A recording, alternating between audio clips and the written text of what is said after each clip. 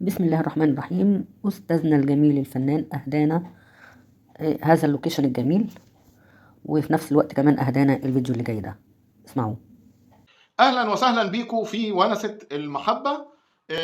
في جملة زمان كده كانت بتقول النقطة السوداء هي اللي بتبان في الثوب الابيض او تبان في الثوب الابيض اكتر.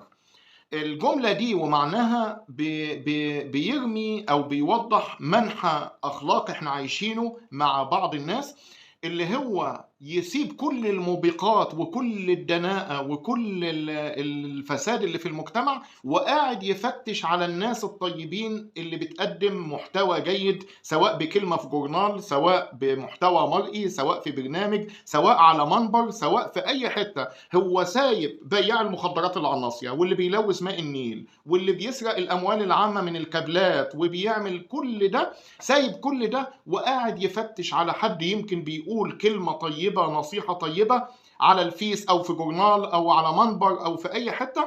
يفتش على ده ويقول لك شايفين اللي بيقول النصايح ده، شايفين اللي بيقول المحتوى المرئي ده سرق بيضة من على سطح الجيران زمان مثلا، أو سرق سندوتش من زميله في الحضانة.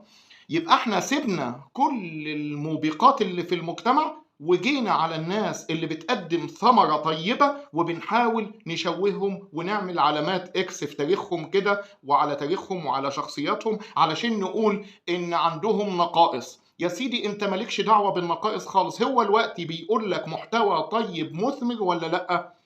فهو يسيب كل الفساد وقاعد يفتش في الطيبين مش في الفاسدين، يعني سايب يعني سايب كل الوحش اللي في الدنيا وجاي على اللي بيقدم محتوى طيب، سواء نصيحة، سواء كبير في حارة، سواء كبير على ناصية، سواء حد بيتناصح بالخير في أي مكان أيا كان. يعني يسيب كل الوحش ويجي على الناس الطيبين دول يفتش في تاريخهم، يمكن يمسك حاجة، ولو ما مسكش حاجة يقول لك ياما تحت السواهي دواهي، ده أكيد مخبي حاجة وحشة. ونفترض دايما الوحش في الطيبين، وكأننا مستكترين إن يكون في حد طيب بيقول كلمة طيبة بلا هدف.